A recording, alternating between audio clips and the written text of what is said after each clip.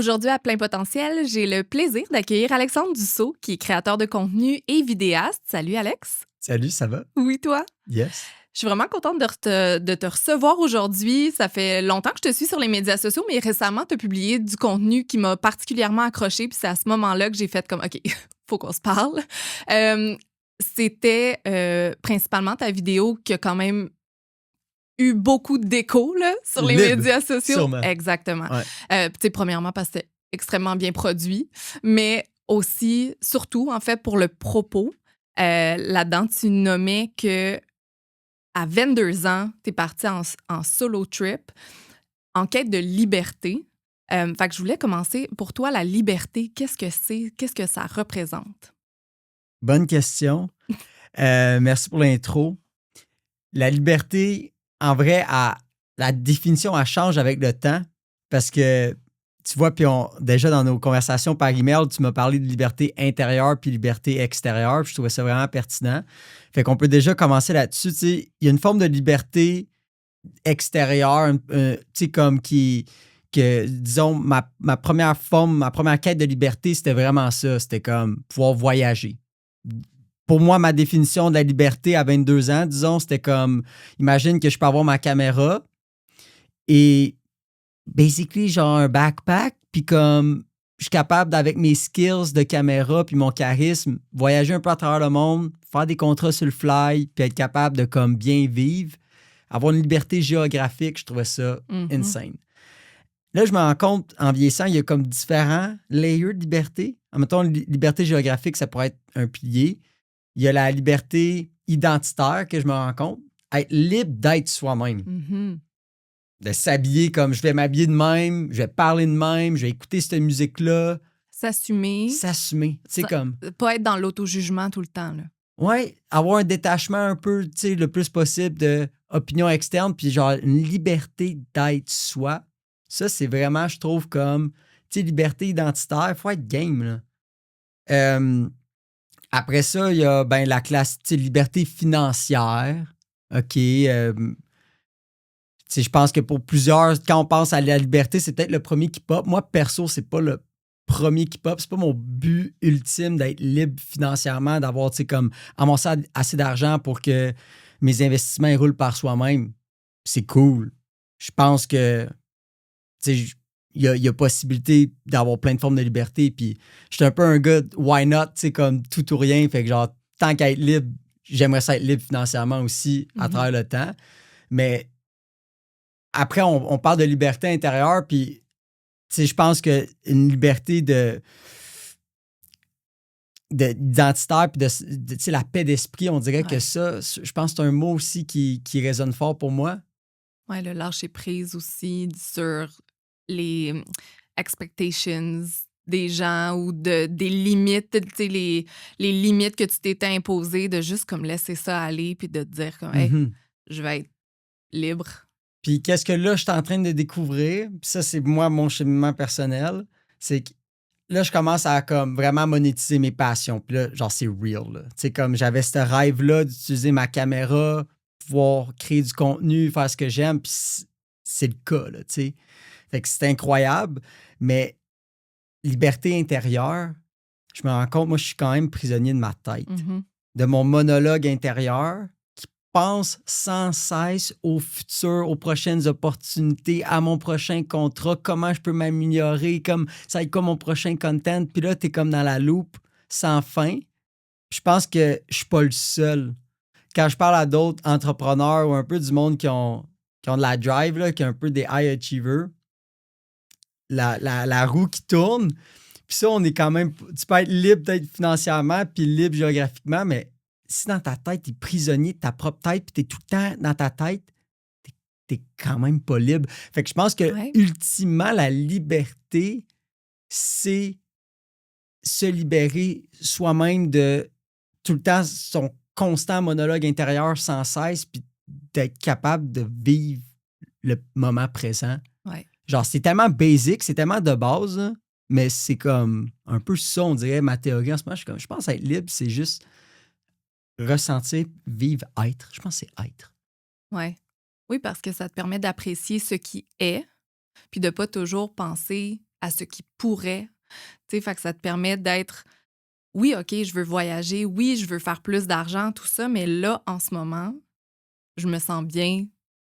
Tu sais, c'est ça aussi, c'est d'apprécier où tu es en ce moment. Puis je pense que ce que tu viens de dire, être, tu sais, ça reflète un petit peu ça, là. Comme si on réalise en ce moment, tu sais, la liberté, c'est pas une destination. C'est pas comme un jour, je suis libre. Tu sais, c'est un processus, puis c'est plus un état d'esprit. Il y a des journées que ça donne que tu te sens plus libre d'être toi-même, tu te sens bien dans ton corps, tu te sens en santé, puis tu enjoy le moment présent. Puis il y a d'autres journées que t'es peut-être débordé, t'as plein de stress, puis genre, tu sais, on peut. Je pense pas qu'on peut espérer une vie que chaque jour, t'es dans le bliss, tout est beau, t'es libre, tu voyages, puis tu sais, comme c'est un peu délusionnel, je crois. Mais bref. Ouais. Fait que c'est vers ça que tu tends quand même, là. Fait que le cheminement que tu fais, c'est quand même de te rapprocher le plus possible de cet état-là. Ouais. Puis là, tu as 24 ans, mais tu Ouais. parles comme si tu en avais genre 65, dans le sens où tu as comme une sagesse intérieure. On dirait que tu as fait beaucoup de développement personnel, j'ai l'impression. Fait que ça vient d'où ça? Tu sais, ça a été quoi? Est-ce que c'était un moment que tu as fait comme, la vie là, c'est too much, je suis pris dans ma tête, j'ai besoin de partir, ou ça a été comme une cumulation d'épreuves qui ont fait comme, ben c'est ça ma progression, puis c'est vers ça que je m'en vais. Perso, moi, c'était cégep. C'était comme la transition entre secondaire au cégep. Tu sais, au secondaire, je pense comme la majorité d'entre nous, on pense pas trop à qu'est-ce qu'on veut faire plus tard, puis on est dans le moment présent, justement. C'est cool, hein? Mais là, t'arrives au cégep, puis là, le monde sont comme, tu veux faire quoi plus tard? Ça va être quoi ton titre? Ça va être quoi ta profession? Puis là, tu sais, admettons, mes deux parents ils viennent d'un milieu plus traditionnel. Puis tu sais, comme eux, c'est comme, ben, Alex, tu as fini ton secondaire, tu vas aller au cégep et tu vas aller à l'université, tu vas prendre ton diplôme et tu vas trouver un métier, right? Tu sais, c'est comme... 9 à 5. C'était très dans cette direction-là qu'on dirait que j'étais comme... c'était plus fort que moi, j'étais amené à aller là. Puis quand je suis rentré au cégep de Granby, à genre 17 ans, là, je regardais autour de moi, j'étais dans ma classe, puis là, mon premier, mon premier truc, c'était comme... Aïe, aïe, je peux plus tant niaiser. Genre, tu sais, moi, au secondaire, mon focus, c'était de niaiser. Genre, j'allais en classe, c'était pour faire des blagues. Puis là, je pense que j'avais lancé comme... J'avais lancé une gomme à effacer, puis le monde trouvait pas ça drôle. Là, je me suis rendu compte, il y a écrise, OK, non, là, ça n'a plus rapport. Là. On est rendu à une autre étape, le monde. Là, Je deviens un adulte. là, je deviens un tranquillement. adulte. Ouais. Puis là, je me rends compte que, comme, pour passer mes cours, faut que j'étudie. Holy shit. Moi, je faisais pas ça vraiment au secondaire. Là, tu sais, comme, je suis content, j'avais quand même une facilité. Ça me permettait d'écouter à moitié en classe, réviser peut-être un petit 15 minutes avant un examen, checker sa feuille de l'autre au pire. Tu sais, j'ai tout le temps été un peu un pirate là, dans ma façon de procéder. Tout le temps été un peu en mode comment je peux mettre le moins d'efforts puis arriver à mon but. Tu sais, comme, tout le temps été de même. Puis là, j'arrive au cégep puis je suis comme, oh shit, non, il y a le minimum d'efforts. En tout cas, pour moi, ça avait vraiment level up. Fait que là, j'ai commencé à avoir beaucoup de questions de qu'est-ce que je fais ici? Pourquoi je suis autant plus motivé? J'ai tellement pas de fun. Je m'en vais où? Fait là, grosse question, grosse question. Je m'en vais voir des orienteurs. On dirait que malheureusement, les orienteurs m'orientaient vraiment pas. Tu sais, comme j'ai eu pas des bonnes expériences avec les orienteurs. Fait plein de tests de personnalité. Fait là, j'ai découvert le mot introspection. Ah, intéressant, l'introspection, apprendre à me connaître. Là, j'ai découvert qu'il y a des différentes formes d'intelligence. L'intelligence interpersonnelle avec les autres, l'intelligence intrapersonnelle, comprendre ses émotions. Puis là, j'étais comme, ah, c'est le fun. Puis, je m'en rappelle, il y a un cours de philosophie. Ça, je dois mettre une mention spéciale au cégep, par contre, pour ça. On faisait plein de débats. Puis le prof, il était cool. Il était vraiment, je trouve qu'il enseignait bien la philosophie. Justement, c'était pas des cours de théorie. C'était pas d'apprendre par cœur des trucs. Il ouvrait la discussion. Vous en pensez quoi de ça? C'est quoi l'amitié? C'est quoi l'amour? C'est quoi la différence entre un ami et une romance? Puis plein de questions. Je me rappelle, j'aimais bien ça. Mais il n'y a pas eu comme une journée que, genre, du jour au lendemain, je me suis réveillé. Puis je pense, des fois, on a cette conception-là que l'éveil spirituel ou un éveil quelconque, c'est comme... Peut-être pour certains, c'est ça. Moi, ça a été comme plus graduel. 1 an, 2 ans, 3 ans au cégep, plein de remises en question. Puis, au fond, tu vois, les réponses que je commençais à trouver, c'était si simple. C'était comme, j'aime faire des vidéos. Ah ouais, c'est vrai que j'en fais depuis que j'ai comme 11 ans. Ouais, depuis 11 ans, je fais des vidéos. J'aime pas seulement filmer, mais j'aime aussi l'animation, peut-être être sur la scène, parler devant la caméra. Ah ben, c'est vrai que j'ai tout le temps trippé ces présentations orales. Même en première année du primaire, ma première présentation orale, je capotais, là, j'aimais ça. Fait que toutes les révélations que j'avais étaient finalement des trucs qui étaient dans ma face, j'ai l'impression. Tu avais déjà les réponses à l'intérieur de toi. Les réponses étaient déjà là. La version de moi à 12 ans, le Alex de 10 ans, 11 ans, 12 ans, là, au fond, c'était comme une des versions les plus real du Alex Dussault, tu sais. Puis j'ai dû faire un gros processus. J'étais allé dans, justement, le cégep, puis là, je me suis comme... J'ai été comme influencé par tout ce que j'ai entendu. J'ai été comme conditionné. Puis là, finalement, j'ai dû désapprendre des trucs. J'ai dû enlever des layers de comme crime. Ça m'appartient pas. Non, ça, c'est pas moi. Non, pour revenir à cette version-là de c'est qui Alex? C'est un gars qui est plein d'énergie, qui est pas gêné, qui a une soif d'aventure, puis qui a cette facilité-là à communiquer, à parler devant la caméra, qui est super créatif. Je déborde de créativité, d'imagination, puis qui a juste envie de s'exprimer. Que ce soit à travers des vidéos sur les réseaux sociaux, que ce soit à travers des présentations orales quand je faisais plus jeune, peut-être que ça va devenir des conférences ou des workshops. J'ai commencé à faire aussi des petits workshops pour aider des gens à devenir autonomes dans leur création de contenu. Mais tu sais, comme ça, tout ça pour dire, j'étais allé au cégep, je pensais que j'étais perdu. Je me disais, je suis tellement perdu, je me connais pas. Qui suis-je? Pour revenir à comme, ben non, je suis ce gars-là. Faut juste que comme je le réalise, puis que je réalise que mon chemin, il est pas tracé. Je dois prendre la machette, aller dans le jungle et le faire moi-même, mon chemin. Parce que l'autoroute qui est déjà tracée, puis les chemins de campagne qui se rendent là, je check le process, je check la route, je check la destination, puis je suis comme, pour vrai, ça me parle pas, comme. Moi, où est-ce que je veux aller? C'est genre vraiment loin, c'est flou. Comment s'y rendre? Honnêtement, aucune idée. Mais si je me fie à mon instinct, j'ai le feeling que comme un pas à la fois, je vais être capable de m'y rendre. Puis, tu vois, le truc qui est vraiment cool, c'est que quand j'ai commencé à faire mes premiers steps vraiment vers mes rêves, fait que mon premier step, ça a été de lâcher le cégep pour faire une redirection. J'ai fait un AEC en événementiel. Oups. Parce que j'aimais l'événementiel, j'aimais organiser les événements, ça m'intéressait. Mais déjà là, j'ai rencontré, tu sais, comme il y a eu une professeure qui m'a vraiment marqué, j'ai pu commencer à faire des vidéos promotionnelles à travers un événement qu'on organisait pour me rendre compte, OK, non, j'aime ça, les vidéos et tout. Après ça, j'ai fait un autre AEC en marketing digital parce que je me disais, j'aime la promo, j'aime la publicité, j'aime le marketing, j'aime la psychologie humaine. Puis tu vois, là, j'ai rencontré un prof, Eric. Puis Eric, ça a été comme élément déclencheur. Pour moi, là, tu sais, comme je pense qu'il y a un processus pour suivre ses rêves. Le premier, c'est un peu, on appelle ça la crise existentielle, l'éveil. Moi, j'aime ça le voir comme un peu, c'est comme si tu craques. Là. Oui, il y en a beaucoup que ça va être le bas fond, tu sais, dépendamment de leur réalité. C'est comme, OK, ils atteignent le fond du baril.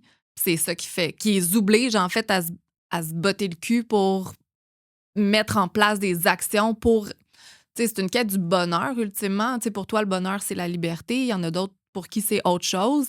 Mais j'ai l'impression que ça peut ressembler à ça. Puis, dans le fond, Eric, c'était quoi? Ça a été un mentor pour toi? C'est ça, ça a été un mentor.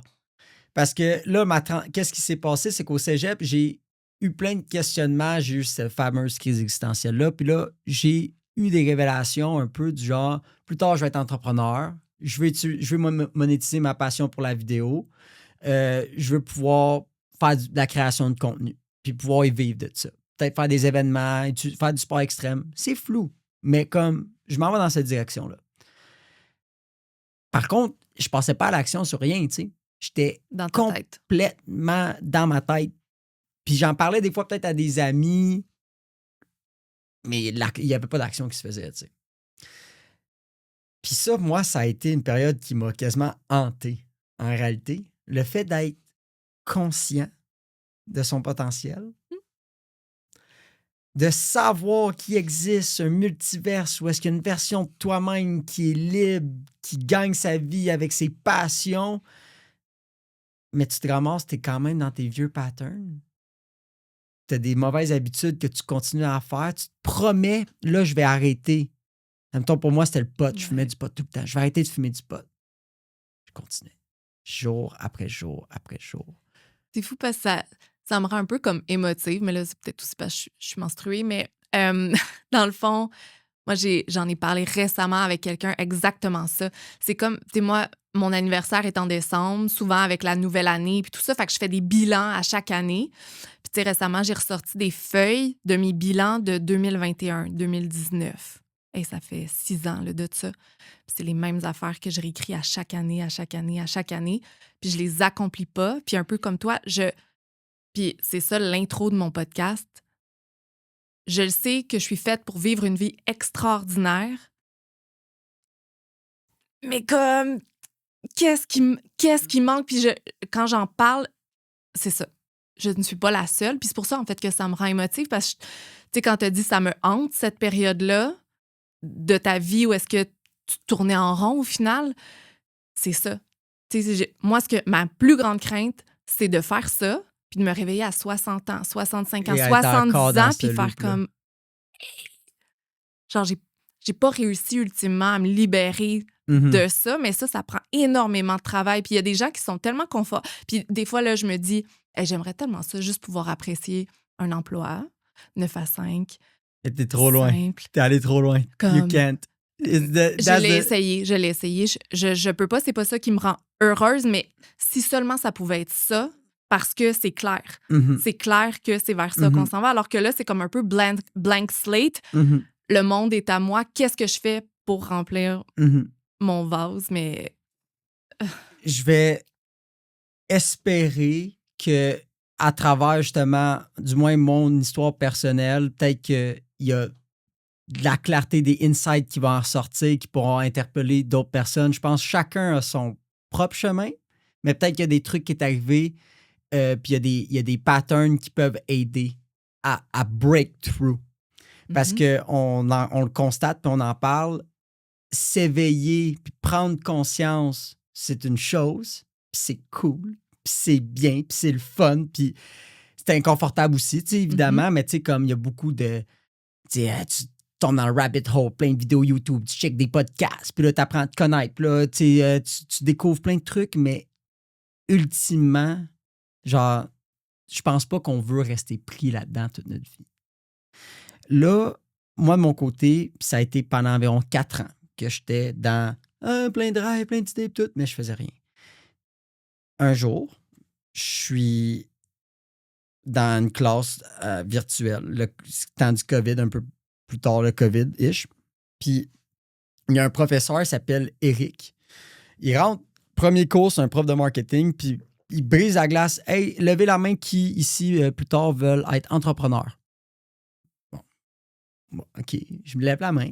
Quand même timidement, tu sais, comme en mode entrepreneur. Ouais. Ben, moi, je rêve d'être entrepreneur, mais juste l'assumer que je vais être entrepreneur, déjà un premier step. Je lève la main. Il fait OK, cool. En passant, moi, je suis Eric, prof de marketing. J'ai aussi une passion pour l'entrepreneuriat. Si jamais vous voulez, après la classe, vous avez un projet, puis vous voulez en parler avec moi, ça va me faire plaisir de prendre un 5-10 minutes pour écouter votre projet. OK, cool. Puis moi, ça donne, j'avais une idée. Puis c'était un événement de sport extrême. C'était flou encore, mais je savais que je voulais justement utilisé j'avais fait mon AEC pendant 1 an en événementiel, j'avais appris à trouver des commandites, j'avais appris à organiser un événement. Puis je sais que j'avais tout le bagage de vidéo. Je suis bon pour faire des vidéos, je suis bon pour parler devant la caméra. Et je sais aussi que, ça, on n'en a pas parlé pendant le podcast, mais pour le monde qui ne le savent pas, moi, à partir de 10 ans, j'ai commencé à faire du breakdance. Après, j'ai fait du parcours. Après, j'ai fait du skateboard. Après, j'ai fait du cliff jumping. Après, j'ai fait du mountain bike.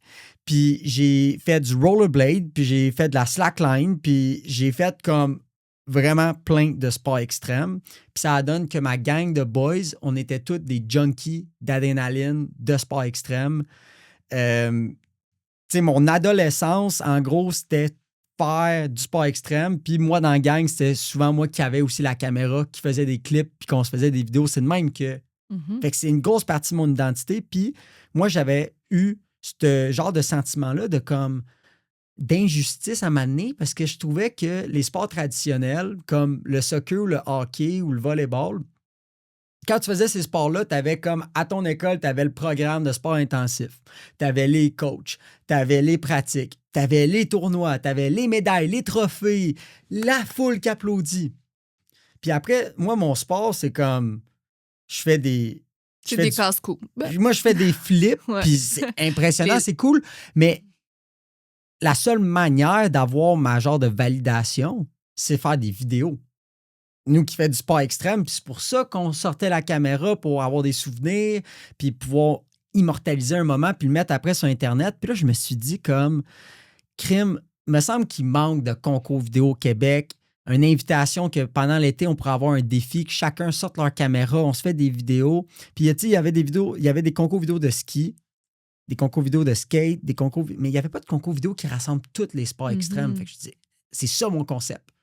On unit tous les sports extrêmes, puis on fait un gros concours vidéo, puis après, on fait un événement présentiel pour regarder les vidéos sur un écran ensemble. Et cette idée-là, elle me faisait, tu sais, comme... déjà, j'en parle, puis genre, je suis nostalgique. C'était comme mon premier rêve, mais je me sentais pas prêt. Tu vois, je me disais, ouais, mais tu sais... C'est trop gros. Trop gros, je suis encore trop jeune. Ou je peux me planter. Finalement, j'ai parlé à Eric de cette idée-là après le cours. Puis là, il m'a écouté. Puis il m'a dit, OK, cool, reviens-moi la semaine prochaine avec ça, ci, puis ça. Puis là, OK. Là, j'ai travaillé pour la première fois vraiment sur le projet, concrètement. J'ai comme fait un pamphlet, j'ai fait un logo, j'ai établi un premier PowerPoint. Je reviens la semaine prochaine. Puis lui, il avait vraiment une drôle de façon de mentorer, mais ça a fonctionné. Il me ramassait. Tu sais, legit, comme, c'est pas bon, tu pourrais faire tellement mieux. Voyons donc, it's not it. Pas ça, pas ci. Mais, globalement, c'est super bon. T'as full de potentiel. Let's go, continue. Fait qu'il était très rough, mais il était très flatteur en même temps. Puis il a été capable de me challenger très au bon niveau pendant quasiment 2 mois. Après 2 mois, j'avais mon plan de match, j'avais mon logo, j'avais tout ce qu'il fallait pour déployer l'événement. Fait que là, mon step, c'était d'aller voir la ville de Bromont, aller leur présenter qu'est-ce que j'avais bâti. Puis, finalement, ça a été un refus à la première affaire. Puis déjà, ça, là, je m'en rappelle, le fait d'avoir travaillé environ 1 à 2 mois, un peu dans l'inconnu, sans savoir... Tu sais, j'ai pas de salaire. Normalement, j'étais habitué que quand je mets 1 heure, je reçois tel argent. Là, je mettais 1 heure, je reçois rien. Déjà, ça, c'est un drôle de phénomène. Puis de se faire refuser, puis de réaliser que comme l'événement ne va pas avoir lieu, j'avais trouvé ça rough. Ouais. Même étant émotionnel, puis pour vrai, vu que c'était un gros projet, pendant 2-3 jours, j'étais déstabilisé. Là. J'ai versé des larmes. Là. J'étais attaché à ce projet. Tu l'as pris personnel ou c'est parce que toi, ta propre valeur était liée... Tu sais, comme tu étais comme attaché émotionnellement à ce projet, ça, c'est sûr, mais c'est ça. C'était comme si c'était toi. Je pense que je n'étais pas habitué de mettre du temps puis de l'effort puis de ne pas être récompensé en retour. Mm-hmm. C'est comme si, normalement, je mets du temps puis de l'effort, comme dans une job ou à l'école, puis t'as un résultat. Là, c'était comme, je mets du temps, de l'effort, puis il n'y a rien qui se passe. Ouh, drôle de phénomène, là. Ouais. Puis moi, je pense que c'est ça, avoir passé à travers ça, c'est réellement le plus bel accomplissement que j'ai fait de ma vie. Genre, tu sais, j'ai accompli d'autres affaires, genre, dans les dernières années, puis tout qui peut peut-être paraître plus grand, plus impressionnant, mais personnellement, le fait d'avoir été capable que j'ai eu un refus, mais j'ai continué. J'ai eu un deuxième refus pour une édition hiver que je n'étais pas capable de trouver des commanditaires. Je m'appelle, j'allais voir Empire. Empire, c'est comme la boutique. Puis Empire me disait non. J'étais comme fuck, man. Le sponsor qui, dans ma tête, allait trop être facile, ça disait non. J'allais voir Gourou, ça disait non. Tu t'es remis en question de dire, hey, finalement, peut-être moi, je trouve que c'est une bien bonne idée, mais. Hey, plein de doutes, là. Ben oui, beaucoup de doutes. Beaucoup de doutes, beaucoup de doutes. Mais au fond, toi, tu le savais que c'était une Mais bonne au idée. fond, moi, je savais. Puis là, ça me fait penser que la première fois que j'ai rencontré Eric, je me rappelle que quand je suis revenu dans ma voiture, après, je me suis regardé dans le rétroviseur. Puis avant de démarrer, je me suis regardé, puis je me suis dit, cette fois-ci, je le fais no matter what. Je me suis fait une promesse envers moi-même. Fait que quand je n'étais pas abandonné, je me re-regardais dans le miroir. Je me fixais dans mon âme. Je me disais, tu vas-tu abandonner? Fait que ça a été ce processus-là. Puis tu vois, réellement, ça a pris 1 an à bâtir cet événement-là, plein de refus, mais à un moment donné, eventually, j'ai eu un premier commandite, puis eventually, la ville a dit oui, puis eventually, j'ai trouvé des assurances, puis genre, il y a eu 450 personnes à Bromont, tous des passionnés de sport extrême. Puis quelques mois après, j'ai refait une autre édition hivernale, plus que 300 personnes sur une butte. C'était n'importe quoi. Tu sais, comme l'événement en tant que tel, c'était vraiment une belle récompense. C'était vraiment cool de voir ce genre, OK, j'ai mis mon rêve, je l'ai mis en réalité. Ça, pour moi, ça a été comme vraiment élément déclencheur. Genre, le premier élément déclencheur, c'est Eric qui m'a regardé dans les yeux, qui m'a dit t'es capable, genre. Puis d'avoir comme un accountability partner, d'avoir comme un genre de mentor, ça m'a vraiment inspiré. Puis il m'a vu, puis il m'a dit t'es capable, t'as toutes les capacités pour. Fait que d'avoir quelqu'un qui a cru en moi, c'est first thing, qui m'a permis après de me regarder dans le miroir, puis de croire en moi, puis de me faire une promesse. Second thing, d'avoir tenu ma promesse. Je pense que c'était là le terrain glissant. Puis Eric était disparu en passant. Il m'a donné 1 ou 2 mois, puis après, il a quitté l'école. Puis comme, on n'en a entendu plus parler. OK. Mais comme, là, c'était moi versus moi, là. C'était vraiment ça qui était sketch, là. Parce que dans ce moment-là, là, puis s'il y a du monde qui écoute puis qui sont dans ce moment-là, hey, si t'abandonnes, genre, tu retournes case départ, là. Genre. Puis c'est là, en fait, qu'on retombe dans ce pattern-là. Puis là, tu retombes dans le loop, de le là. faire Fait chaque comme, année. pour vrai, genre, je souhaite que tu trouves le courage, que tu trouves l'espoir, que tu trouves la foi, que tu crois en toi-même, que eventually, comme. Puis ça va peut-être pas être comme le plan A, mais juste que, tu sais, de te voir avancer, genre, puis d'avoir un premier win, là. Ah, ça fait du. Genre, pour moi, ça a été comme la grosse affaire. Puis après ça, a déboulé plein d'événements. Mais j'ai l'impression que, mettons, si je regarde ma vie, le bout de slow motion, genre le movie part, c'est vraiment la transition entre je suis un étudiant qui a plein de rêves, mais qui ne passe pas à l'action, à je passe à l'action et je crée mon premier événement. Puis ça n'a pas été profitable en passant. J'ai pas fait de l'argent avec ça, mais j'ai gagné plein d'expériences, j'ai fait plein de contacts, puis j'ai gagné confiance en moi. J'ai gagné comme crime. J'avais une idée, c'était flou. Je ne savais pas comment m'y rendre, mais j'ai cru en moi, j'ai continué. Puis à un moment donné, il y avait 450 personnes devant moi. Puis j'étais comme, wow. Oui, puis cet aspect-là de confiance en toi, je pense que c'est important, puis c'est directement lié à la promesse que tu as tenue envers toi-même. Parce que si tu ne tiens pas les promesses que tu fais envers toi-même au quotidien, comment tu peux avancer? Fait que je pense que c'est juste ça. Puis c'est pas obligé d'être des promesses, genre je vais lancer mon premier événement. Ça pourrait être tout petit au quotidien de se dire comme, hey, regarde, tu sais, des objectifs là, qui sont vraiment comme smart, quantifiables et tout ça, tu sais, pour bâtir cette confiance-là. Puis là, je pense à ceux qui sont peut-être pas là encore, là, tu sais, qui manque ce step-là de dire comme, hey, je manque un peu de confiance en moi. Ben là, c'est de gagner cette confiance-là en tenant des petites promesses au quotidien, puis tranquillement, tu sais, tu te fais confiance ultimement, là. T'apportes un point. J'essaie de réfléchir puis de comprendre aussi c'est quoi d'autres hints qui peut vraiment comme aider ce processus-là. Ben, j'ai l'impression c'est pas assez parlé. On dirait que je regarde des podcasts. Moi, j'ai regardé plein de podcasts puis j'en écoute encore des athlètes, du monde qui ont réussi puis ils parlent de leur histoire puis on dirait que c'est comme oui, il y a la work hard puis la persévérance, ça revient tout le temps, mais comme on dirait qu'on skip des fois des étapes.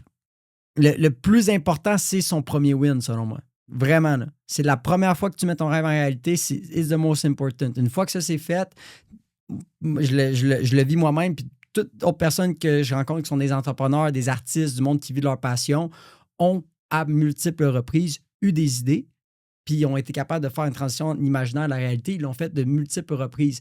Mais ça prend une première fois à tout, puis c'est cette première fois-là qui est tough. Ouais. Puis comment tu fais pour se séparer? T'en as parlé récemment sur les médias sociaux que pendant longtemps, c'était ton ego qui menait. Tu faisais ça pour de la valorisation externe. Ta quête du succès, c'était pour recevoir les applaudissements. Puis tu sais, tu l'as nommé tantôt, là, c'était la première fois que tu n'avais pas d'applaudissements pour le travail que tu faisais. Puis je pense qu'on est conditionné à travailler je viens d'avoir un hint. Vas-y. C'est en lien avec l'ego, mais tu vois, je pense que l'ego, faut m'amener graduellement se détacher sans vouloir tuer son ego, plus avoir d'ego. Je pense que, tu sais, dans un développement spirituel, on veut s'en détacher graduellement, mais au début, moi, l'ego perso, c'est ce qui m'a permis. Je viens d'avoir un hint. Gros inside. Quand j'étais jeune, moi, j'étais très petit. Puis j'ai eu ma puberté plus tard. Fait que je me comparais aux autres, puis j'étais comme jaloux, genre, tu sais, comme je voyais mes boys dans les parties, ça se pognait des filles, moi, vraiment pas, là. Puis j'avais une fille que je trouvais mignonne, puis elle me faisait effet, puis je la textais, puis elle était pas plus intéressée que ça. Elle me trouvait cute, mais elle me trouvait pas beau, là, tu sais, elle me trouvait pas chaud, tu sais. Fait que c'était comme tout le temps ce sentiment-là d'être petit, d'être un enfant. Fait que j'avais quand même un genre de complexe avec ça, puis j'ai pas vraiment eu de relation super sérieuse au secondaire. J'ai eu des petites blondes, mais tu sais, ça n'a pas vraiment duré. Puis au fond, j'avais pas beaucoup d'estime en moi en lien avec les filles. Tu sais, tout ce qui était avec les filles, c'était plus tough. Puis je pense vers 18-19 ans, entre autres, il y a une fille qui m'a vraiment fait de la peine. Puis c'était aussi simple que comme moi, j'avais un grosse admiration pour elle. Je la trouvais intelligente, je la trouvais belle, on s'entendait bien. Puis comme elle, je sais pas encore à ce jour, puis je suis comme crime, je devrais y parler pour mieux comprendre qu'est-ce qui s'est passé parce qu'elle m'a tellement fait sentir comme si je valais rien. Elle m'a juste comme back à back, elle me disait on se rejoint telle heure ce soir, puis elle venait pas. Puis le lendemain, je m'excuse, j'ai eu un imprévu, on se revoit ce soir. Puis elle venait pas. Puis elle m'a fait ça comme 4-5 jours de suite. Fait que moi, j'ai comme perdu, genre, entre autres, cet événement-là, ça a été la dernière fois que j'étais comme là, c'est la dernière fois que je me fais niaiser par une fille qui est comme, genre, tu sais, aucune empathie, on dirait, là, tu sais, comme aucune excuse, aucun rien. Moi, je me suis trouvé tellement trop intense, je me suis trouvé ça m'a vraiment déstabilisé. Puis je me suis fait une genre de promesse aussi. Cette fois-là, j'étais comme, plus jamais une fille va me faire de la peine. Tu sais, genre. Puis là, il y a comme quoi qui a décliqué en moi. Il y a comme eu un genre de. J'ai utilisé ce genre de sentiment-là complexé, le sentiment-là de ne pas être aimé. Puis je l'ai renversé. Puis je me suis dit, I'm gonna be so great dans toutes les sphères de ma vie. Puis ça, c'est pas super sain, la mentalité, mais c'est comme, je vais tellement être great qu'elle va regretter. Ou qu'il y a plus, que maintenant, toutes les filles, ils vont me regarder, ils vont me désirer. Puis moi, tu sais, c'est pas ça sain. Va être à ton tour de les... Ouais. C'est pas super sain. Puis je suis en train de me détacher de ça. Mais veux pas, c'est quand même une partie du puzzle. tu vois, le cégep, grosse crise existentielle, dépression, puis tout, ça l'a aidé. Faire briser le cœur plusieurs fois, étant jeune, avoir été rejeté, m'avoir senti petit, justement, tu sais, comme puberté. Des difficultés, c'est à notre avantage. C'est que ça a été ta manière de te défendre, de te dire je veux plus jamais me sentir comme ça. Fait que t'as comme dressé un genre de mur. Puis je comprends exactement ce que tu veux dire de comme je vais leur montrer que comme ils se sont trompés par rapport à moi. Puis ça peut être appliqué, tu sais, toi c'était dans ta sphère amoureuse, mais ça peut être appliqué dans plein de sphères de la vie là, tu sais, des gens qui croient pas en toi ou qui te font sentir petit. C'est un bon fuel. C'est ça. Là, c'est comme je vais te le prouver. Mais après, c'est de voir, OK, mais pourquoi? Tu sais, après ça, pourquoi je mettrais de l'énergie à prouver à quelqu'un pour vrai qui vaut rien pour moi? Tu sais, puis c'est difficile de faire ce switch-là. Puis c'est pour ça que, tu sais, je te parlais de l'ego, parce que j'ai l'impression que ça, c'est mené par l'ego. C'est comme je vais leur prouver à eux, mais ultimement, tu sais, si je fais le travail, moi, c'est quoi ma réelle valeur? Puis comment est-ce que je me convainc, moi, que je vaux plus que ça, au final, sans avoir à leur montrer, tu sais. Puis ça revient aussi à tout le processus de comme... tu sais, je vois des citations des fois ou des mimes là, qui disent, tu sais, comme disparaît pendant 6 mois puis revient comme plus fort puis tout. Des fois, le travail n'a pas besoin de se faire pour aller chercher la valorisation des autres, mais je pense que dans notre société, c'est difficile de le voir comme ça. T'sais. Puis je le souhaite à des personnes qui ont une motivation de purpose puis d'impact dès le départ, puis c'est dans l'âme, puis dans le fun, puis qui suivent leurs rêves, puis tout, puis genre, génial. Moi, perso, ça a été mon ego au début. Ça a été dans une énergie plus dark. Ça a été, je me sens petit, puis je suis tanné de me sentir petit. Je vais faire des trucs grandioses, comme ça, je vais me sentir grand. C'était, elle m'a brisé le cœur. Ouais, continue. Ouais, mais puis pourquoi pas continuer là-dedans? Parce qu'il y en a des gens, là, il y en a des grands adultes, il y a des gens qui prennent leur retraite puis sont encore là-dedans, là, tu sais, dans le sens où pourquoi pas continuer dans cette voie-là? Qu'est-ce qui a fait en sorte que tu as fait comme wow, là, me semble, c'est too much ou ça me fait pas sentir bien ou comme ça a été quoi, là, comme ce déclic-là? Parce que tu pourrais continuer à... Ouais. Moi, perso, j'avais un objectif d'argent que je m'étais fixé. Puis je l'ai atteint. Puis quand j'ai vu le nombre, j'étais comme... OK. J'étais pas tant... ça m'excitait pas tant. Il y avait une partie de moi qui était comme, OK, genre, what's next? C'est pas assez, là, il me faut plus. Puis là, j'ai eu une autre partie de moi qui était comme, et si l'argent, genre, c'est pas tant ça qui me motive au fond. Ben, je vais mettre en contexte, je vais raconter l'histoire parce que c'est vraiment récent, là, en passant. C'était une semaine avant la vidéo, justement, Ego, puis après la vidéo Libre. C'est comme, ces vidéos-là, je les ai faites la semaine même de mes réalisations. Là. C'est pour ça que c'était autant personnel. Mais c'était comme en mode, il y a peut-être justement un mois, j'atteins un objectif financier. Je suis un peu déstabilisé parce que je suis comme, OK, mais what's next? Genre, c'est plus d'argent? C'est tu crois ma compagnie? C'est faire des. Mais je pense à ça, puis ça ne vient pas plus me chercher. Puis je suis comme, OK. Puis là, j'ai repensé, j'ai fait, oh my God, au fond, ben oui, ma motivation, c'est de voyager. C'est de créer du contenu. C'est d'impacter. C'est ça. Parce que, pour mettre en contexte, moi, les 2 dernières années, pretty much, majorité de mon temps et mon énergie, c'était à donner pour faire des contrats avec des clients payants, faire du cash. Faire, tu sais, comme, let's go, on bâtit le portfolio, là, on négocie des deals, là, let's go, on délègue, là, let's go, on fait du cash, là, on fait des reels, on a des contrats, momentum, on réinvestit, let's go, sans cesse. Là. Puis, genre, à un moment donné, j'ai juste réalisé, mais pourquoi je fais ça? Puis j'étais, mais que je voulais faire, c'était pas de bâtir une business au Québec. Moi, je voulais juste faire un minimum d'argent pour pouvoir repartir, mais avec plus un coussin financier, avec des compétences qui vont me permettre de faire plus d'argent. Parce que dans l'histoire, qu'est-ce qu'on a un peu pas parlé, mais mon voyage en Thaïlande, en Brésil, Costa Rica, que j'ai fait à 22 ans, Ouais. j'étais parti sur le fly, mais j'avais pas de stratégie. J'avais peu de compétences. En fait, j'avais quand même des compétences vidéo, mais je n'avais pas de compétences beaucoup entrepreneuriales, autre que l'événement que j'avais fait, qui était un bon départ. Mais je ne savais pas comment négocier, je ne savais pas comment vendre, je ne savais pas la valeur de mes trucs. Fait que c'était plus des échanges avec des hôtels, puis des petits deals de même. C'était pas viable. C'était pas viable, c'était pas durable. Fait que j'étais obligé de revenir chez mes parents, parce que j'avais pas ça marchait pas. Ma stratégie, je m'étais pitché dans le vide en espérant que j'allais figure it out. Et actually, j'ai fait des échanges, j'ai eu des trucs cool qui s'est passé quand même 2 mois au Costa Rica à pas payer de rent.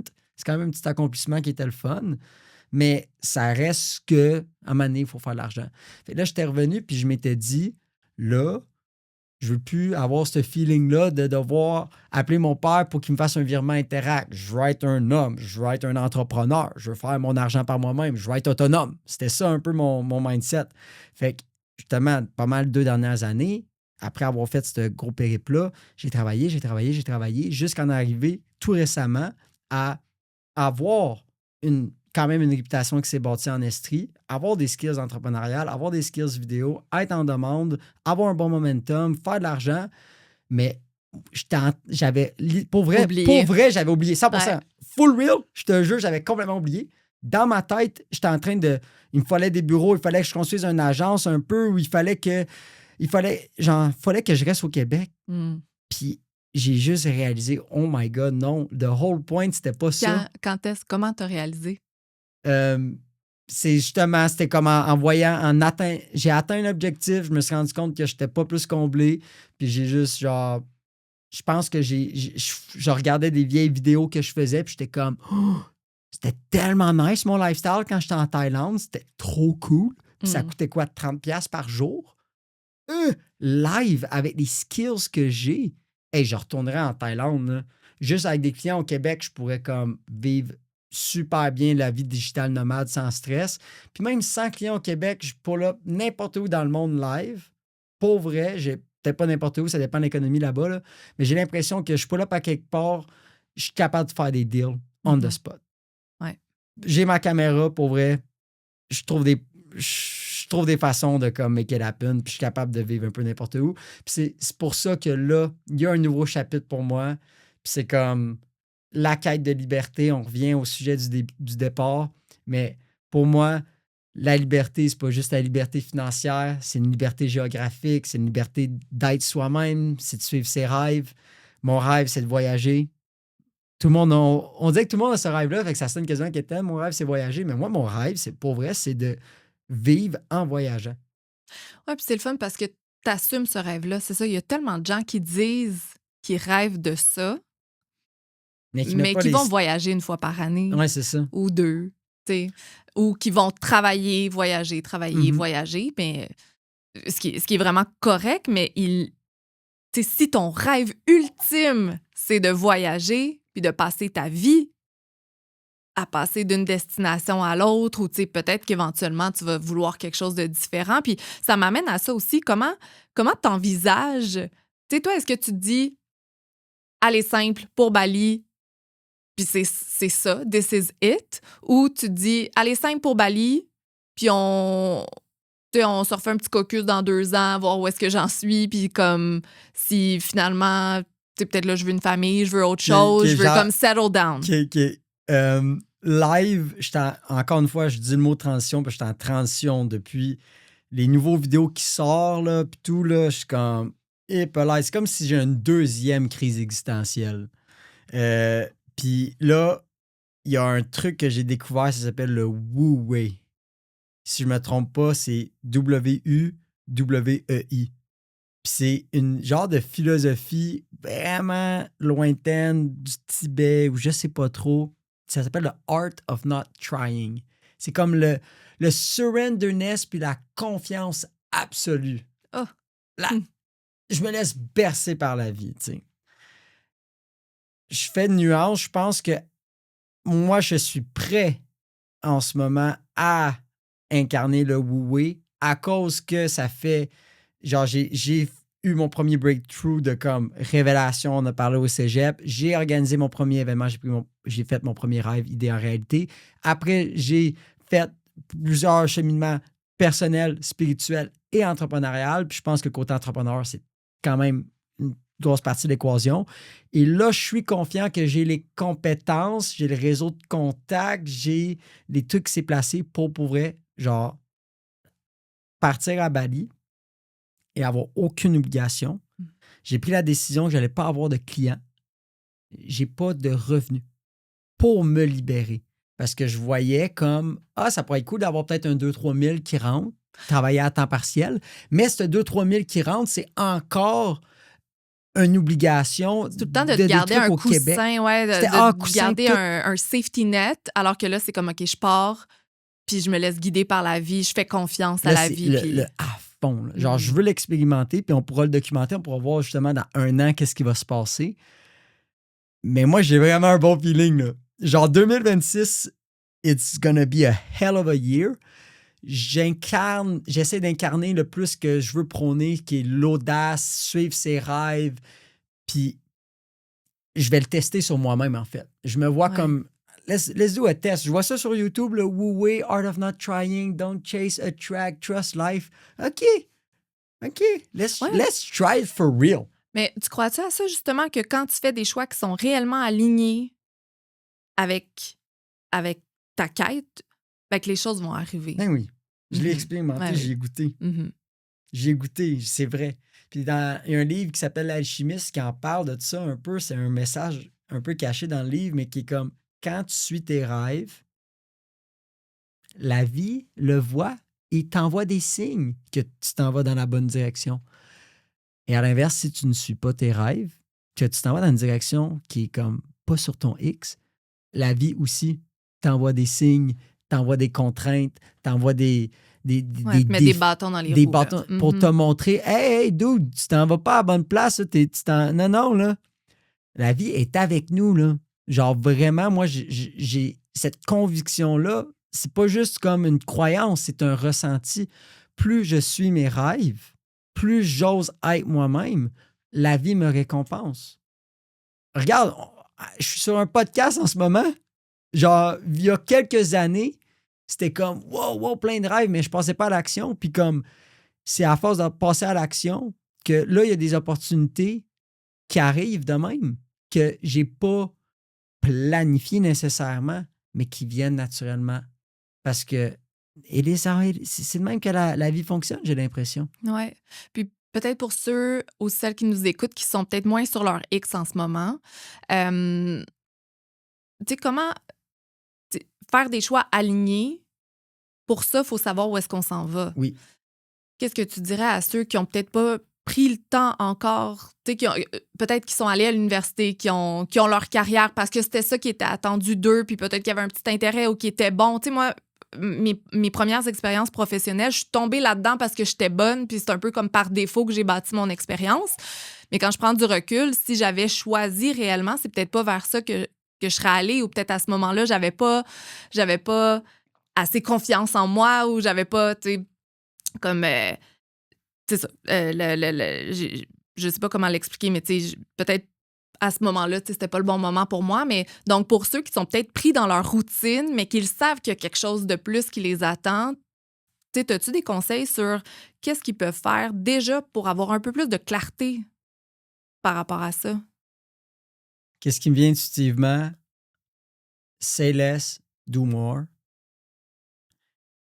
Fait qu'à place de continuer à en parler avec ta chum de fille dans le café de ton fameux genre projet, ton idée de business ou ton podcast sur partir, whatever it is, genre, c'est comme, fais un step. Un petit step.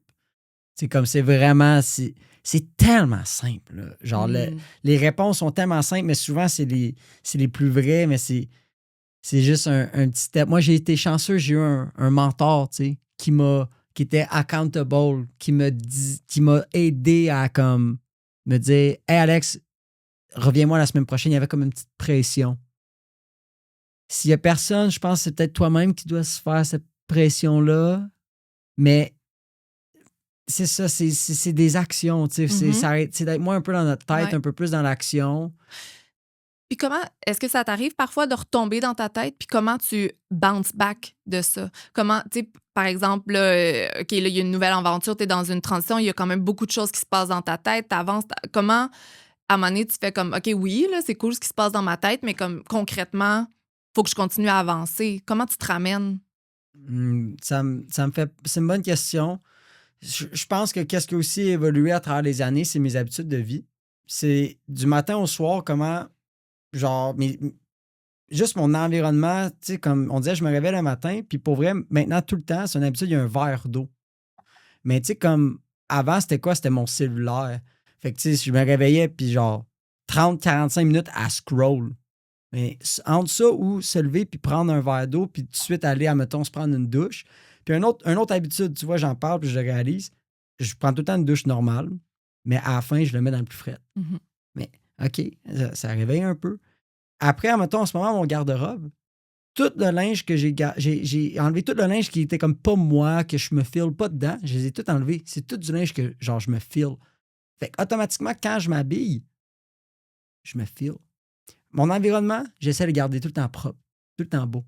Fait que c'est pas le désordre. J'arrive pour travailler, mon setup, il me donne le goût, tu sais. Fait qu'on dirait que graduellement, à travers les années, j'ai bâti des habitudes puis un environnement qui fait que c'est comme plus facile d'être dans l'action parce que j'ai comme des bonnes habitudes. Aussi, tu sais, mettons, faire du sport, genre, maintenant, c'est genre marcher dehors, là, plus que jamais en ce moment, là, même il commence à faire plus froid, minimum 1 heure par jour, je marche. Puis c'est quoi ta motivation? Tu sais, il y a des journées que ça ne te tentera pas d'aller marcher. Comment tu fais?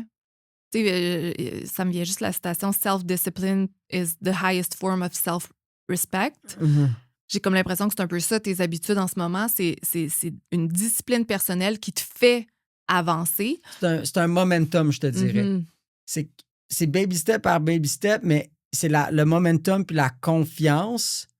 Puis de plus en plus que tu bâtis un momentum, plus en plus que tu peux faire des affaires. Moi, ça a été ça, perso. Ouais. Puis t'es-tu tout seul ou t'as des amis qui ont un peu le même style de vie? Maintenant, mes amis proches, puis genre la majorité, en tout cas, c'est du monde aussi comme dans un momentum, high energy, sky's the limit, and everything is possible. Tu sais, c'est comme, c'est ça. Fait que vous nourrissez. On se nourrit ensemble. Ouais. J'ai eu une transition, justement, dans les dernières années où est-ce que des amis plus du secondaire, j'ai pris comme un peu une distance avec pour un peu protéger ce genre d'identité-là, de comme là, maintenant, genre, je vais être entrepreneur, je suis quelqu'un qui veut créer du contenu, puis j'ai dû un peu, genre, me détacher. Puis tu vois, là, graduellement, je recommence à chiller avec mes boys, puis ça va bien, puis c'est cool. On a juste comme la fréquence, elle a changé, les situations ont changé. Je pense aussi, pour vrai, c'est nécessaire. Genre, n'importe qui j'ai rencontré qui ont quand même mis leur rêve en réalité. À moins qu'eux, il y en a qui ont été chanceux, ça a donné qu'en même temps, qui ont eu un éveil, puis tout, ça donne que toute leur gang d'amis, en même temps, ils ont eu des éveils. Mais souvent, c'est un peu une situation compliquée, mais que tu dois prendre tes distances avec peut-être ta gang actuelle. Ben, c'est que t'évolues. Temporairement, t'évolues. Puis tu dois un peu comme t'ouvrir l'espace pour des nouvelles rencontres, puis du monde avec qui, genre, OK, on chill ensemble, puis genre, tu ressors de là, t'as de l'énergie. T'es nourri. T'es nourri, et non l'inverse. Ouais, ça l'aide, là. Oui, parce que souvent, en fait, des fois, on se tient avec des gens, justement, là, avec qui on s'est toujours tenu par habitude ou peu importe. Puis, à un moment donné, quand tu te dis, hey, puis en fait, j'ai l'impression quand tu rencontres des gens qui ont la même vision ou la même quête que toi, puis que tu ressors d'une rencontre avec ces gens-là tellement remplis, là, après ça, c'est comme difficile de passer du temps avec des personnes qui sont négatives ou qui vont drainer ton énergie ou quoi que ce soit. Puis c'est souvent à ce moment-là, j'ai l'impression qu'il y a des gens qui sont en transition, justement, qui vont se faire des nouveaux cercles parce que c'est comme, c'est une nouvelle étape. Puis C'est pas tout le monde qui évolue au même rythme. Puis peut-être que ces personnes-là vont éventuellement rattraper, là. Puis je dis pas que sont juste ailleurs, en fait, là. Puis c'est correct. Mhm. C'est correct. Puis s'ils sont bien là-dedans, c'est juste qu'à un moment donné, il faut penser à soi puis se dire, OK, moi, comme qu'est-ce qui est bon pour moi puis pour avancer. Comment tu... justement, par rapport aux relations, tu sais, là, tu vas partir tout seul à Bali. Comment tu gères cette... Là, je dis solitude, mais peut-être tu vis même pas ce sentiment-là de solitude, mais comment tu gères ça? Puis est-ce que tu aspires éventuellement à avoir une partenaire de vie ou comme... Puis comment tu te l'imagines? En ce moment, je suis vraiment content de dire que j'ai une belle relation avec moi-même. Puis que je l'ai expérimenté en Thaïlande, ça a été mon premier, comme, je prends un aller simple, je passe seul avec mon backpack, puis oui, je l'avais là à penser de comme crime, je veux être seul tout le long, puis dans cette situation-là, en tout cas en Thaïlande, ça a été très facile d'approcher des gens. Auberge jeunesse, c'est comme, t'arrives là, puis c'est du monde qui allait me voir, « Hey, what's up, where you from? » Canada. Ah, Canada. Puis là, rencontre une anecdote sur le Canada. Puis there's no people from Canada. You need to talk to Justine. She's from Canada too. Là, t'es comme, OK. J'étais allé au Brésil, j'ai vécu la même affaire. J'étais allé au Costa Rica, j'ai vécu la même affaire. Là, je suis comme, bon, 3 en 3. Quand je m'en vais dans une auberge jeunesse, un peu n'importe où dans le monde, il y a tout le temps ça qui se crée. Fait qu'au niveau de la solitude, ben, j'ai pas trop cette peur-là. J'ai confiance qu'en Bali, je vais arriver dans des auberges jeunesse, je vais rencontrer des gens. Et j'ai confiance aussi que, genre, tu sais, j'ai quand même globalement une belle relation avec moi-même. J'ai des activités que je peux faire tout seul, comme du parcours, comme des vidéos. Je suis capable d'être seul puis quand même entertain, tu sais. Là, ta prochaine question, c'est au niveau de ton partenaire de vie. Oui, parce que j'ai l'impression que le style de vie que tu es en train de créer, ben, c'est super, mais c'est super. Mais est-ce que tu t'imagines vivre ce même style de vie-là avec quelqu'un d'autre ou tu te dis, OK, ben la journée où je vais être prêt à avoir une relation sérieuse, peut-être, si c'est ça que tu recherches, ben là, peut-être va falloir que je change. J'ai toujours eu le feeling que moi, ça allait plus être dans ma trentaine, début de trentaine, que j'allais peut-être rencontrer, genre, vraiment une femme que je suis comme, oh, là, il y a comme... J'ai l'impression que moi-même, je dois être prêt pour. Ça, c'est la première des affaires. Je vais être le meilleur homme possible pour elle, puis elle, en revanche, elle veut être la meilleure femme pour moi, puis comme, je veux moi-même avoir vécu des aventures, puis genre avoir comme fait genre suivi mon instinct à fond sans aucune responsabilité avant de m'ouvrir plus à une relation sérieuse, disons. En ce moment, c'est ça mon mindset. Ça se pourrait que je rencontre une fille du jour au lendemain puis que ça change mes idées. Mais pour moi, en ce moment, dans mon mindset, là, pour vrai, comment je vois, mettons, le potentiel femme de ma vie, c'est aussi simple que une femme qu'on se rencontre, puis c'est comme elle, son plus grand rêve, sa plus grande sécurité, son plus grand sentiment, whatever, genre, je suis la personne parfaite pour l'aider et vice-versa. Moi, mes rêves, c'est ça. Moi, c'est l'homme que je veux devenir, c'est ça. Puis elle, c'est la meilleure partenaire. C'est une question d'être complémentaire. C'est comme, OK, moi, je continue à suivre mes rêves, mais là tu es dans le bateau avec moi.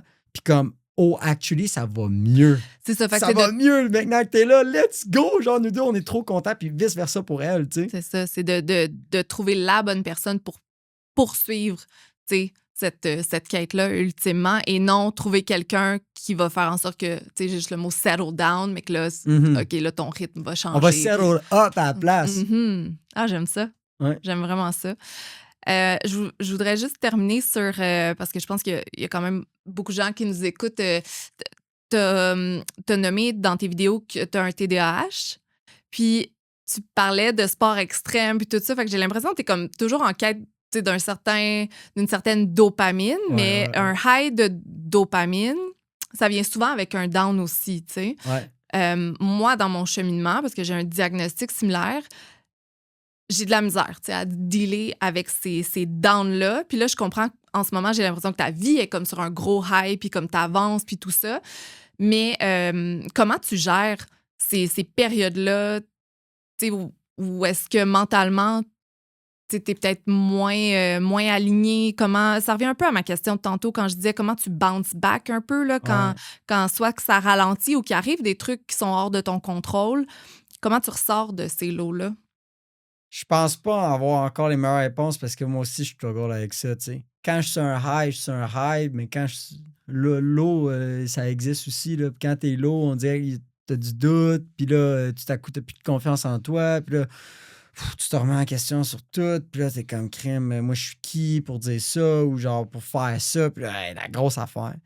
Fait que, un truc, le seul truc qui me vient en tête, c'est un gars que j'ai rencontré en Thaïlande qui était lui aussi TDAH, puis qui était aussi comme beaucoup dans des hauts puis des bas. Puis même nous, on avait une discussion, puis on doutait, on était comme crime, on est-tu genre bipolaire ou genre trouble de personnalité limite? Genre, tu sais, comme me semble, on vit nos émotions vraiment fort. Tu sais, on était un miroir. Puis lui, au début, c'est fou, je fais une parenthèse, mais il me confrontait, il me gossait. J'étais comme, Chris, il parle bien fort. Hmm. Il est là, ouais, pas gêné, genre, tu sais, comme ah, pas mal la même affaire que moi, là. Mais après, on a pu plus connecter, puis il me disait, il s'appelait Alvaro. Il me disait, Alex, if you want to go. Je sais pas comment de faire son accent, il était drôle, mais il disait, en gros, allez, quand tu montes dans un high, essaye de le canaliser. Essaye de pas te rendre trop haut. Puis naturellement, tu vas te rendre Moins bas. moins bas. Hmm. Fait que c'était un peu ça. Puis encore, c'est ça, je suis pas le meilleur. Moi, des fois encore, je me laisse aller dans mes highs. Mais entre autres, quand je sens que je suis dans un high, il y a des petits trucs que je fais. Je cours. Quand j'ai des full bonnes nouvelles, puis là, je suis dans un high, je pars, je cours ou je fais un sport comme ça. Puis quand je suis dans un low, je m'essaie de pas trop me sentir coupable, correct, que j'aille moins d'énergie aujourd'hui ou pour la semaine. Je me force genre, cette petite force juste pour aller au moins prendre une marche, genre, tu sais, comme une petite affaire, mais c'est normal que, genre, ces journées-là, quand je suis dans un low, là, I cannot do anything. Là. Genre, pour vrai, je suis soit le gars hyper performant ou des fois, j'ai des journées, je peux pas rien faire. Envoyer un email, ça, c'est la grosse affaire. I can't. Puis je l'accepte. Je suis comme, aujourd'hui, je fais rien. Je peux pas rien faire. Ouais. Ou c'est de trouver, c'est ça, d'aller chercher une petite dose de plaisir ou de faire quelque chose qu'on aime en premier, puis peut-être que ça va aussi aller nous chercher la petite motivation qui nous manque pour poser cette action-là, faire un check sur la checklist, puis tu sais, juste, puis tu sais, d'être bienveillant aussi envers soi-même, c'est normal. Tu sais, je pense que n'importe qui a comme une neurodivergence va passer à travers tout ça, puis c'est d'apprendre à se connaître aussi à travers ça, puis d'être bienveillant, puis de voir ben, comment est-ce que ça peut être utilisé à mon avantage. Puis je pense que au-delà de tout le cheminement que tu as fait, ben ça te permet aussi là, de performer à un niveau quand même peut-être supérieur à d'autres. Là. Fait que c'est de transformer ça en super pouvoir, mais d'apprendre à se connaître assez pour faire comme OK, ben voici ce que ça me permet de faire, puis voici ce sur quoi j'ai encore à travailler. Puis, Mais il y en a une qui est bonne, une coach, elle s'appelle Isabelle Coutier. Puis on a travaillé beaucoup ensemble dans les derniers mois. On a même fait un voyage à Tulum, grosse affaire. Puis elle est spécialisée avec les entrepreneurs TDAH et neurodivergents. Tu sais, comme neurodivergent, je connaissais pas ça, mais ça englobe TDAH, dyslexie, peut-être même trouble HPI. HPI, même trouble de personnalité limite, peu importe. Un peu nous autres, là, des fois un peu craquettes, là, tu sais, comme on vit des hauts puis des bas. Puis justement, elle a comme une cohorte elle apprend le slowprenariat. Puis au début, même moi, j'avais de la misère avec le terme de slowprenariat. Slowprenariat, moi, je suis vite, là, je veux pas faire de slowprenariat, mais justement, c'est plus dans un flowprenariat, de comprendre son rythme, de comprendre que, tu sais, t'as des journées, des fois, que t'as pas d'énergie, puis c'est correct. T'as des journées, t'as plein d'énergie. Puis de comprendre que, comme, chacun a des manières de travailler différentes. Puis, tu sais, elle, qu'est-ce qu'elle me disait, c'est comme, Alex, peut-être une personne régulière va un peu, à chaque jour, en faire un petit peu, lundi, mardi, mercredi, jeudi, vendredi, puis ça finit de même. Peut-être que toi, ça donne lundi, il n'y a rien qui se passe. Mardi, il n'y a rien qui se passe. Mercredi, t'en fais un peu. Puis jeudi, t'as une hostie de journée. Puis vendredi, ça suit, tu sais. Puis même samedi, c'est un congé, mais comme, Kim, t'as encore l'inspiration, puis tu fais une autre affaire, puis genre, check, c'est correct. Puis, il faut que tu rides tes waves. Genre, Mhm. puis elle a aussi plein de trucs que j'ai pas par cœur, mais elle m'a.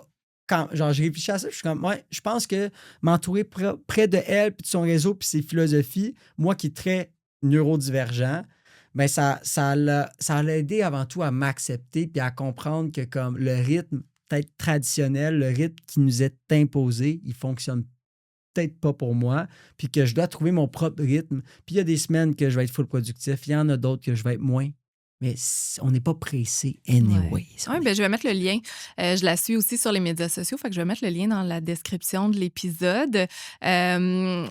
Donc, où est-ce que on peut te trouver, toi, Alex Dussault, sur les médias sociaux, si on veut suivre justement la prochaine année, ton périple à Bali? Alex Douce, Alex DUSS, / en bas, sur Instagram. Ouais, surtout Instagram. T'avais une chaîne YouTube, mais... Mais YouTube, je veux le recommencer, c'est Ouais. vrai. YouTube, back. Je vais être back sur le YouTube. Je partage mes intentions live, mais ma vision avec YouTube, ça serait de comme prendre ma caméra puis montrer les real coulisses, genre. Que ça soit un montage peut-être un peu plus minimaliste, une vidéo par semaine à partir de mon départ à Bali. Qui est quand? C'est quoi ta date? 29 décembre. Fait que le 1er janvier 2026, je suis à Bali. Je recommence à faire des vlogs. YouTube, c'est Alex Douce et tout, je pense. Alex Dussault. T'écris Alex Dussault, tu vas me trouver. Oui, génial. Ben, encore une fois, je mets les liens. Merci énormément d'avoir pris le temps de parler avec moi aujourd'hui. Ça a été ultra enrichissant. Je pense que ça peut tellement inspirer de gens à passer à l'action. Puis, évidemment, ça va être un plaisir de suivre ton aventure. Donc, merci encore une fois d'être passé à Plein Potentiel. Merci à toi. Abonnez-vous à Plein Potentiel. Oui.